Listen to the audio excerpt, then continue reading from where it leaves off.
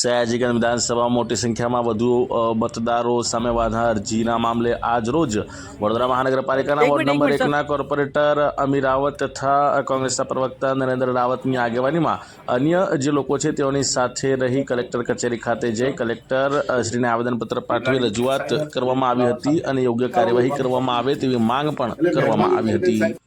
જેમને 8,000 થી વધારે ફરિયાદો કરી છે, કોઈએ 800 કરી છે, કોઈએ 400 કરી છે, કોઈએ 200 કરી છે, આ રીતની બલ્ક ફરિયાદો કરી છે। આ ફરિયાદો જ્યારે એઈઆરઓ ને આરઓને સબમિટ કરવામાં આવી એના કોઈ પુરાવા નથી આપ્યા, ફક્ત ફોર્મ ભરીને આપ્યું છે એટલે ત્યાં સ્થળ પર હાજર નથી એવું કર્યું છે। હવે આ જ જગ્યાએ બીએલઓએ પોતે જઈને મેપિંગ કરેલું હોય એવા વ્યક્તિના નામ કમી કરવાની ફરિયાદ કરી આ બધા 114 જણે ભેગા થઈને એક ષડયંત્ર રચ્યું છે, જેથી સ્પેસિફિક લોકો મતદાર યાદીમાંથી બહાર થાય। સૌ પ્રથમ તો એઈઆરઓ અને આરઓએ જે આ વિધાઉટ પ્રૂફ જે ફોર્મ સ્વીકાર્યા છે એ બદલ આપ એમની ડ્યુટીમાં એમને જે ગેરરીતિ કરી છે એના બદલ એમની સામે આપ ફરિયાદ કરો એવી અમારી રજૂઆત છે। સેકન્ડલી, આ 114 નામ તમામ બીજેપીના હોદ્દેદારો છે। એસઆઈઆર હેઠળ ઇલેક્ટોરલ રોલ સુધારવાની ખાસ પ્રક્રિયા ચાલી રહી છે। એવી પરિસ્થિતિમાં ડ્રાફ્ટ ઇલેક્ટોરલ રોલ પબ્લિશ થઈ ગયો, બીએલઓ ઘરે ઘરે જઈને ડોક્યુમેન્ટ વેરીફાઈ કર્યા અને વેરીફાઈ કર્યા પછી ડ્રાફ્ટ મતદાર યાદી બની। એમાં વાંધા સ્વીકારવાનું કામ ચાલુ હતું। સયાજીગંજ વિધાનસભામાં 114 જણે 8,000 થી વધુ ફરિયાદ કરી અને એમાં સ્પેસિફિક કોમ્યુનિટીના લોકો મતદાર નથી એ રીતની એ લોકોએ એપ્લિકેશન્સ કરી। એપ્લિકેશન્સમાં કોઈ પુરાવા નથી। બીએલઓએ ફરી રીવેરીફાઈ કર્યું, સ્થળ પર ગયા તે એ નાગરિકો પહેલા બી વેરીફાઈ કરેલા, સેકન્ડ ટાઈમ બી વેરીફાઈ થયા અને ત્યાં જ રહે છે।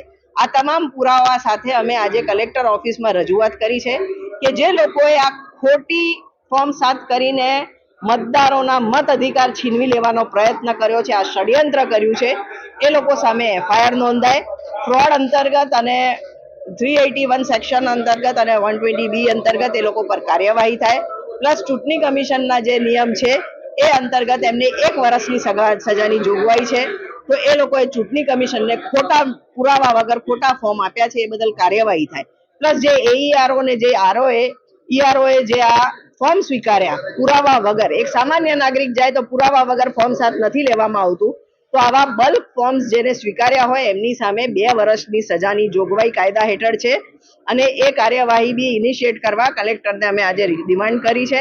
અને જો કલેક્ટર 2 દિવસની અંદર આ કાર્યવાહી નહીં શરૂઆત કરે અને અમને સંતોષકારક જવાબ નહીં આપે તો જરૂર પડે અમે કોર્ટમાં અને પોલીસ ફરિયાદ બી કરીશું। 114 જણ છે જેનું લિસ્ટ અમે કેટલા ફોર્મ ભર્યા છે એ સંખ્યા સાથે આપની સાથે શેર કરીશું। આ તમામ પુરાવા વગર સબમિટ કરેલા લિસ્ટ છે। આમની પાછળ કોની દોરી સંચાર છે એ તપાસ કરવાનું કામ પોલીસનું છે અને આ તમામ ષડયંત્રની આખી વિગત બહાર આવે, કારણ કે આ દેશદ્રોહનું કામ કહેવાય। ભારતના નાગરિકોને ભારતની ચૂંટણી પ્રક્રિયાને આખી ગેરમાર્ગે દોરવાનું જે કામ કર્યું છે એમના પર તો દેશદ્રોહનો ગુનો લાગવો જોઈએ। એ તો કેવી રીતે કહેવાય। આપ જાણો છો કે એસઆઈઆરની કામગીરી માટે વાંધા સૂચન ગઈકાલે છેલ્લો દિવસ હતો અને જે પ્રકારે ભારતીય જનતા પાર્ટીના નેતાઓ દ્વારા ભારત દેશના નિર્દોષ નાગરિકોના મતદાન કેન્સલ કરવા માટે ખોટા પુરાવા, ખોટું ડિક્લેરેશન કરી લગભગ માત્ર સયાજીગંજ વિધાનસભામાં 8,000 જેટલા નાગરિકોના વોટિંગ રાઇટ ખતમ કરવાનો પ્રયાસ કર્યો। આપ જાણો છો કે લોકશાહી એટલી મોટી મજબૂત હોય અને એમાં કોઈનું નાગરિકને વોટિંગ કરતો રોકવો એ આપણો મોટો ગુનો છે। મૂળભૂત અધિકાર આપણો હોય અને કોઈ ભારતીય જનતા પાર્ટીના નેતાઓ મતદારોના મતદાન કેન્સલ કરી ચૂંટણી જીતવા માટે આ પ્રકારનું હલકી કક્ષાનું કામગીરી કરી છે। આ બાબતે ભારતીય જનતા પાર્ટી પહેલાં તો માફી માગે। મુખ્યમંત્રી ભૂપેન્દ્રભાઈ હોય, નરેન્દ્રભાઈ મોદી હોય કે અમિતભાઈ શાહ આવી તો કેવી રીતે એસઆઈઆરમાં સૂચના આપી શકે કે એક વ્યક્તિ 800 એપ્લિકેશન કરે? અમે 114 જણ મોટા તારવી લાવ્યા છીએ કે જેમણે 100, 200, 500 એપ્લિકેશન કરી છે અને એ બી ખાલી અરજી કરીને આપી દીધી કે આ ભાઈનું મતદાન કેન્સલ કરો। અમારી જાગૃતતાના કારણે અત્યારે તો બધું રોકાઈ ગયું છે, પરંતુ આ લોકો ઉપર કાયદાકીય પગલાં લેવાય એવું ચૂંટણી પંચના નિયમોમાં લખ્યું છે અને એ જવાબદારી કોની છે?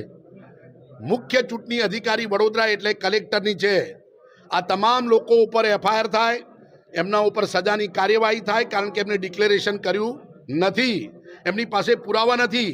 અમે સીસીટીવી ફૂટેજ સાથે પોલીસ કમ્પ્લેન કરવા માટેની તાકીદ કરી છે. જો કલેક્ટર આમાં નિષ્ફળ જશે તો 2 દિવસ પછી આ મુખ્ય ચૂંટણી અધિકારી ઉપર પણ પોલીસ કાર્યવાહી થાય, કાયદાકીય કાર્યવાહી થાય, એની પણ માગણી અમે આ લેખિત પેપરમાં કરી છે, જેમાં સ્પષ્ટ રીતે પુરાવા સાથે આજે લોકો આવ્યા છે, મતદારો આવ્યા છે કે ભાઈ હું તો અહીંયા જીવતો છું, આ મારું ઘર છે, તો તમે અરજી કેવી રીતે કરી?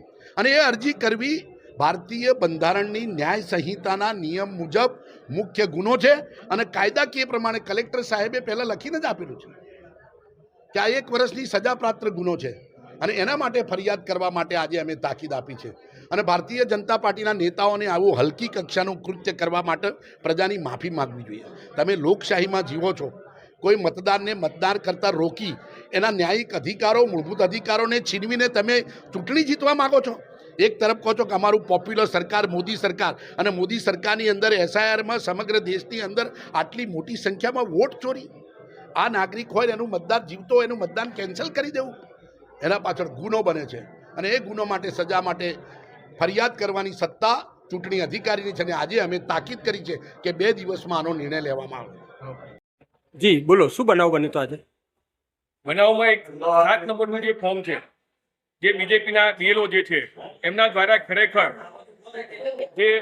જે પ્રવૃત્તિ કરી છે એના માટે અમે કલેક્ટરને આવેદનપત્ર અપાયા, કારણ કે મારા બૂથના અંદર 252 કે 260 વોટની જે કમીની એ લોકોએ અરજી આપી છે કે ભાઈ આ લોકો અહીંયાથી રહેતા નથી. એ લોકો વર્ષોથી અહીંયાથી 2002 થી અહીંયાથી વર્ષોથી રહે છે, એમની કને પરફેક્ટ પુરાવા છે, પણ એમના બીએલઓ દ્વારા 3 બીએલઓ છે એમની કને જે મારા બૂથના અંદર છે એમાં એકનું નામ છે અમિત ટેલર, બીજાનું નામ છે મુકેશ ઠક્કર અને ત્રીજાનું નામ છે કાજલ ઉપાધ્યાય. આ ત્રણેય મારા બૂથના અંદર અરજી કરેલી છે અને અમે કલેક્ટરને અમે વાંધા અરજી અત્યારે આપી છે કે ભાઈ આ કાયદેસરની કાર્યવાહી આ ત્રણના જ ઉપર થવી જોઈએ. અને આ 3 નથી, બીજા બધા ઘણા લોકો છે, 7,500 સયાજી જન્મ જે 7,500 ફોર્મની એ કર્યું છે અને 7,500 ફોર્મના અંદર સૌથી વધારે ફોર્મ બધા જ માઇનોરિટીના છે. 95% માઇનોરિટીના ફોર્મ છે અને બધા બૂથોમાં માઇનોરિટીના ઉપર જ આ લોકોએ આ કર્યું છે કૃત્ય. અત્યારે શું રજૂઆત કરી કલેક્ટર અમે સાહેબ? રજૂઆત એક જ કરી છે કે ભાઈ આ લોકોના ઉપર કાયદેસર આ લોકોના ઉપર પગલાં લેવામાં આવે. જો અહીંથી પગલાં લેવામાં નહીં આવે તો અમે કાયદેસર અમે ફતેગંજ પોલીસ સ્ટેશન જ્યાં જે પોલીસ સ્ટેશન લાગતો હશે અમે ત્યાં આ લોકોના નામથી અરજી કરી.